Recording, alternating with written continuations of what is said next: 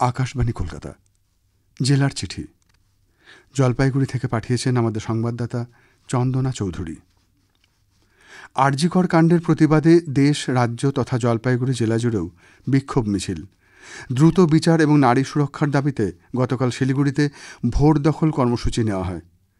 হাসমি চকে জমায়েত করেন নারী পুরুষ সকলেই। জ্বালানো হয় প্রদীপ।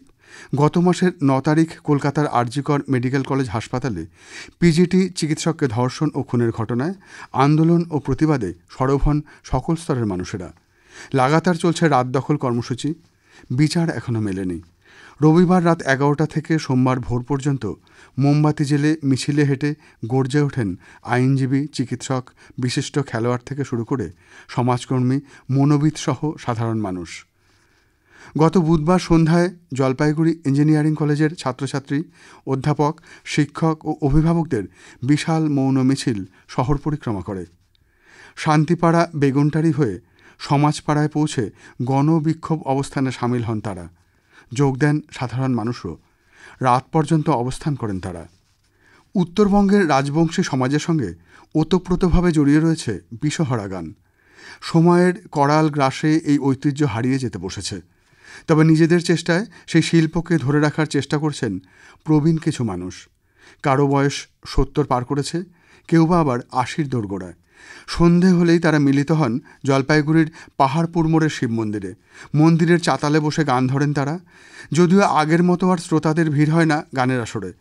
রাজবংশী সমাজের এই সংস্কৃতিকে রক্ষা করার জন্য সরকারের কাছে আবেদন জানিয়েছেন গিদাল বীরেশ্বর রায়। অন্যদিকে গিদাল উপেন বসাক বলেন, একটা সময়ে রাজবংশী সমাজে যে কোনো শুভ অনুষ্ঠানে তাদের ডাক পড়ত বিষহরা গানের জন্য, কিন্তু এখন সে জায়গা নিয়েছে ডিজে। পদ্মপুরাণ বা মনসামঙ্গল শোনার উৎসাহ হারিয়েছে তার অভিমত। বিষহরা পালাগানের যেসব শিল্পীরা আজও গান গেয়ে চলেছেন তাদের বেশিরভাগই জলপাইগুড়ির পাহাড়পুরেই আছেন বলে তিনি জানান। নতুন প্রজন্ম এই পেশায় আসতে চাইছে না, ফলে আগামী দিনে বিষহরা গান টিকিয়ে রাখা দায় হয়ে উঠেছে। গত 31শে আগস্ট সাড়ম্বরে পালিত হল পশ্চিমবঙ্গ সাধারণ গ্রন্থাগার দিবস। এই উপলক্ষে মনোজ্ঞ সাংস্কৃতিক কার্যক্রম ছাড়াও জেলার সাধারণ গ্রন্থাগারগুলির সেরা পাঠক পাঠিকাদের পুরস্কৃত করা হয়। মানুষের মধ্যে বই পড়ার আগ্রহ বাড়াতেই এই পদক্ষেপ বলে জানালেন জেলা গ্রন্থাগার আধিকারিক ইমরান শেখ। প্রতি বছরের মতো রাজ্য সরকারের জনশিক্ষা প্রসার ও গ্রন্থাগার পরিষেবা বিভাগের উদ্যোগে প্রয়াস সভাগৃহে বিশেষ অনুষ্ঠানের আয়োজন করা হয়। উপস্থিত ছিলেন অতিরিক্ত জেলাশাসক শ্রী পুষ্পক রায় এবং বিশিষ্টজনেরা। দীর্ঘ আন্দোলনের পর জলপাইগুড়িতে চা নিলাম কেন্দ্র স্থাপন করা সম্ভব হলেও কিছুদিন চলার পর তা বন্ধ হয়ে যায়। কেন্দ্রটি পুনরায় খোলার বিষয়ে কর্তৃপক্ষ উদাসীন বলে অভিযোগ। দ্রুত নিলাম কেন্দ্রটি চালু না হলে বৃহত্তর আন্দোলনে নামার হুঁশিয়ারি দিয়েছেন ব্লক তৃণমূল কংগ্রেস সভাপতি Tapan Banerjee. Tea board of ইন্ডিয়ার জলপাইগুড়ি অফিসে স্মারকলিপিও জমা দিয়েছে ব্লক তৃণমূল কংগ্রেস।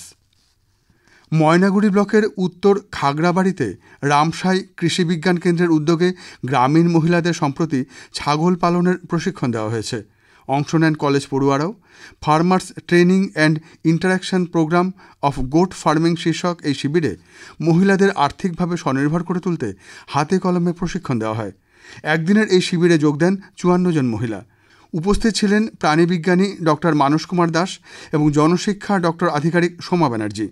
জেলার প্রতি ব্লকে প্রতি 2 মাসে একটি করে এ ধরনের প্রশিক্ষণ শিবিরের আয়োজন করা হচ্ছে। 1947-এর পর 1950-52 সাল অবধি পাকিস্তানে ব্যবহৃত হয়েছে ভারতের তৈরি টাকা। রিজার্ভ ব্যাঙ্ক অফ ইন্ডিয়ার তৈরি নোট নিজেদের স্ট্যাম্প দিয়ে ব্যবহার করেছিল মোহাম্মদ আলী জিন্নার নেতৃত্বাধীন পাকিস্তান সরকার। জলপাইগুড়ির ব্যবসায়ী রঘুবীর আগরওয়ালের কাছে রয়েছে সেই সময়কার ব্যবহৃত টাকা। পেশা ব্যবসা হলেও পুরাকালের ঐতিহাসিক নোট সংগ্রহ করা তার নেশা।